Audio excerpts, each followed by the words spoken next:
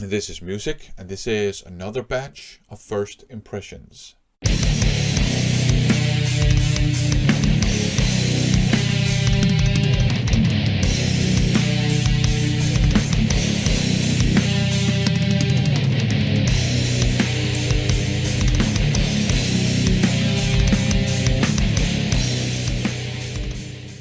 Welcome to another First Impressions video. In these videos, I share with you my first impressions of mainly the many CDs that I've blind bought over the last couple of years.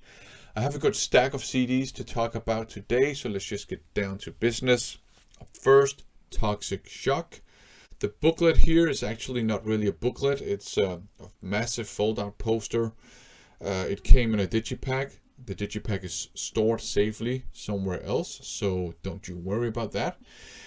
This is mid-paced crossover thrash. The main strength to me, that's the riffage. Just crushingly solid riffage throughout, which makes this a very enjoyable listen.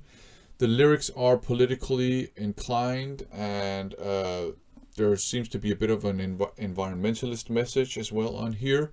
So if you're into your political crossover thrash, I think this should be your cup of tea. I enjoy it, because of the solid riffage, but I obviously don't have a problem with the environmentalist message either. More thrash metal, Ultimatum, Puppet of Destruction. Thrash metal featuring Scott Waters from the VC on vocals. I also got around to checking out this one here, also by Ultimatum, The Mechanics of Perilous Times. If we take this one here first, Puppet of Destruction, this one is a bit more oriented towards groove metal to my ears. So it's kind of like very groovy in parts. You do have some thrash metal as well, and then you have some elements from traditional metal, and it all kind of goes very well together. I do consider this a thrash metal album, but it's more mid-paced and more groovy. I really like Scott's vocals. They are in the kind of Zetro school of angrily barking and spitting out the words at you, and that goes very well with the music. So this one was actually a quite enjoyable listen to me. This one here, The Mechanics of Perilous Times, this one seems to be a bit more just thrashy with elements from traditional metal and not that much groove, although there's a bit of groove. So it's a bit more of an all-out thrash metal album. And I probably prefer this one a bit more to Puppet of Destruction, although I think they're both great albums. Just solid stuff, very good riffage on both albums. I really like his Scott's angry, spit out the words at you style of singing. Goes very well with the music on both of these. And although the style is slightly different on both albums, you can hear it's the same band. I do think they had some different lineups. Though one thing I also quite like, actually on both of these, I quite like the bass tone on both of them for some reason. And one thing that's interesting is that this one here has a bit more of a clinical feel to it in terms of the production, especially on the drums. And this one has a bit more of an organic feel to it, especially on the drums. So that's interesting. So yeah, I really enjoyed both of these, and I will certainly try to see if I can pick up more Ultimatum releases. I think they have 2 or 3 more out there. I don't know how hard it is to come by Ultimatum albums, especially in Europe. I had no problems finding these 2 in Germany, but maybe I was just lucky. Let's see. More thrash metal, Say Uncle by Uncle Slam. This is a Dive Bomb reissue. This is also crossover thrash, and technically it's not a first impression because after I had bought this one, but before I got around to listening to it, I actually found a fairly priced OG on vinyl in the wild. So I grabbed that one, cleaned it up and listened to it before I got around to listening to this one. So it's not a first impression technically, but now I finally got around to listening to this Dive Bomb reissue. So you know it's quality. You get a massive booklet with a write-up and interviews and all sorts of things. And it's a 2-disc set, and the hype sticker tells you actually what you get. So it says, Say Uncle Deluxe 2 CD edition includes brand new mix with bonus track plus classic full dynamic range master. So 2 CDs, an updated remixed version of the album, and then the original master on the other disc. And this is great stuff. Really enjoy it. You have some really fast parts. You do have your hardcore punk elements, of course. You have your thrashy elements. You have some mid-paced, mush friendly elements. The overall kind of vibe I get is angry guys, but some of the song titles are kind of humorous as well. You got Weirdo Man, you got Ugly Dude. Absolutely fantastic stuff if you like your crossover thrash. There's one controversial song on here, which is kind of like a funk metal song with rap vocals. And a lot of people don't like that one. Maybe I'm just a weirdo man, but I really enjoy that one too. And maybe it's not too crazy that there should be like a kind of a rap, funk metal kind of song on here, because if you look at it from the hardcore punk side of things, you did have some hardcore punk bands that also adopted kind of a funky and a rap kind of approach, like Biohazard, for example. And I think Madball also had some albums where the vocal style was a bit more rap-like, but I can't be sure. So yeah, some people might not like the rap kind of funky song on here, but I enjoy all the songs on this album, and this Dive Bomb reissue stays with me despite the fact that I also found an OG vinyl. Up next, a Pure Steel release, Viscera's Beyond the Fight, and I might be mistaken, but as far as I understand, Viscera is the surname of the vocalist. I don't remember his first name. And it's the same guy who was brought into Loudness during their, in my opinion, misguided attempt at making it big in the States. They brought in an American singer, and I think it's this guy. I kind of understand why they went with this guy, though, because he has an impressive set of pipes, and his singing style is very similar to the sort of typical Japanese 80s heavy metal singing style anyways. For some reason, I expected this to be hard rock, so I was quite surprised at how metal this actually is. There are lots of power metal elements, and I would say some of the songs are straight up power metal songs.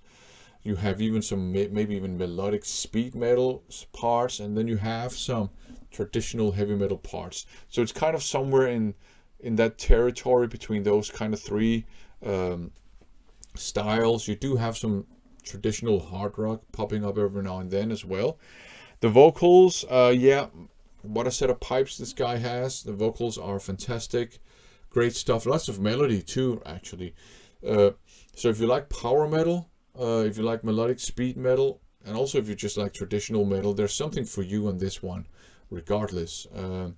And if you're interested in kind of the Loudness and the Loudness universe, you might want to pick this one up too. It's a Pure Steel release, and Pure Steel, a lot of their CDs and stuff are actually quite fairly priced.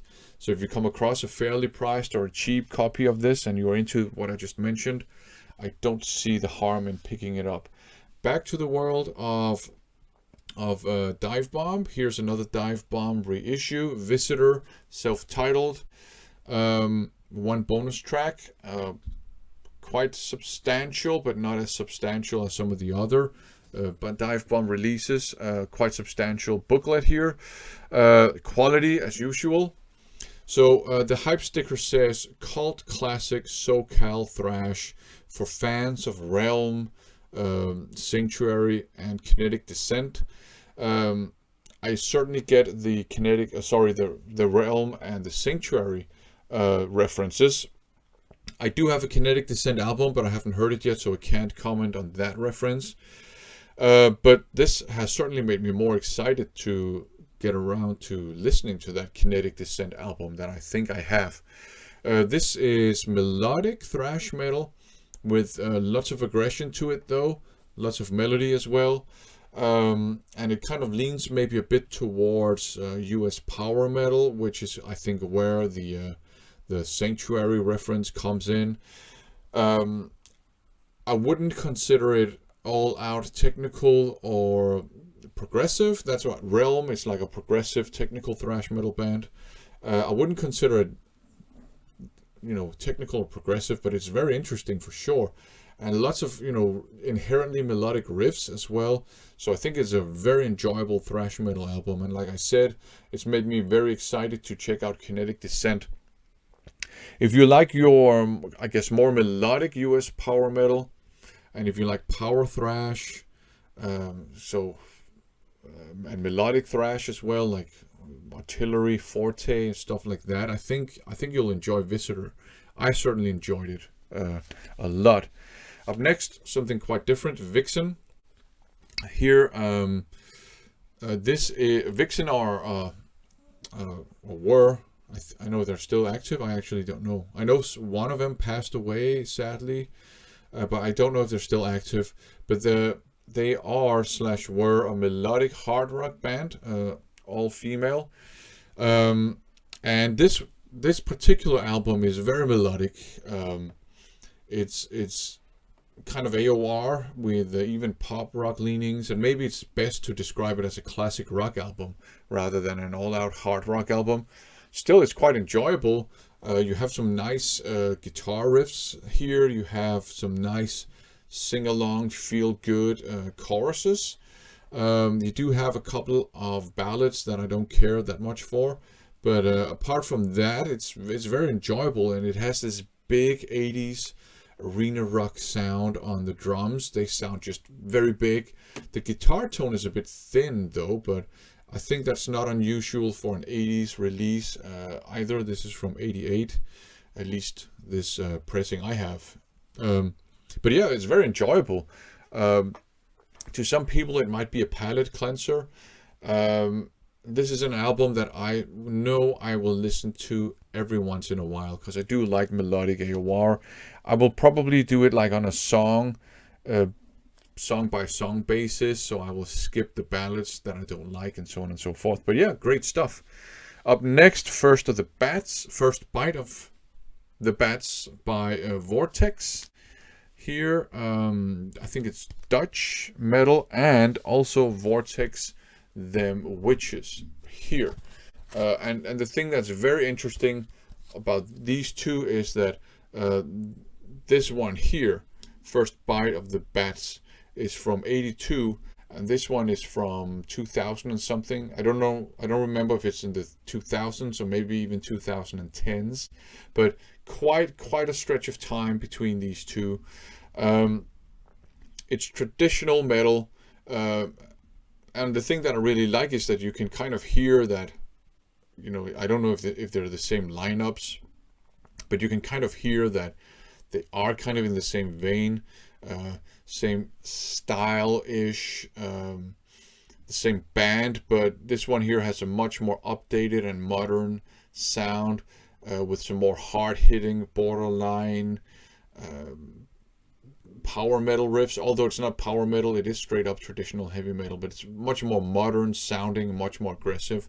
And this sounds like just, early 80s metal with the slightly mildly distorted guitar, lots of melody, and angry, kind of shouted.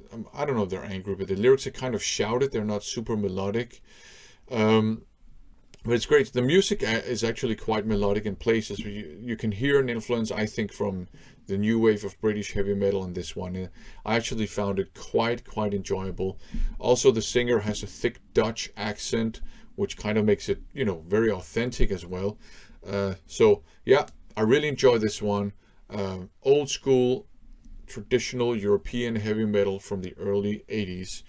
This one traditional heavy metal, an updated sound, an updated style. So I think that's very interesting too. That I mean, let's be frank, they were a very early metal band on the European scene. So and they've been there, I think, on and off. And what I like is that they have probably been quite influential, I can imagine, but they've also taken in influences from the development of heavy metal music in general, as you can hear on this one. I actually don't know which one I prefer. They sound quite different from each other. I mean, they're same style, but they represent two different phases in the evolution of that style, which I think is interesting. So this is not like I think your new wave of traditional heavy metal. This is like an OG band that has, churned out albums and on and off maybe. So, very interesting. Enjoy it. Up last, we have this one here, War Dance. And this is another one that came in a digipack, which I have stored safely somewhere else. I was under the impression that this would be some kind of thrash metal, because I think that's what they were listed as when I bought it. But it's not thrash metal. It's heavy metal, and it's not your new wave of traditional heavy metal either. It's just heavy metal. You know what I mean? And it's actually very enjoyable, very melodic, very high energy as well. They even have some influences from the 90s metal scene. But I don't hear a whole lot of thrash on here, to be honest. But just tasty, enjoyable heavy metal. What else do you want? So, yeah, a good stack of CDs here. But they were all enjoyable. And then if any of this sounds like something worth checking out for you, I can recommend them all. They have kind of like different qualities and different things to offer you as a listener. So... a lot of thrash to be sure, but different styles of thrash. And you had some very melodic hard rock, just bordering on being classic rock. You had some crossover, some traditional metal as well. So I can recommend any of these, to be honest. They're all good. They're all enjoyable. Thanks for watching.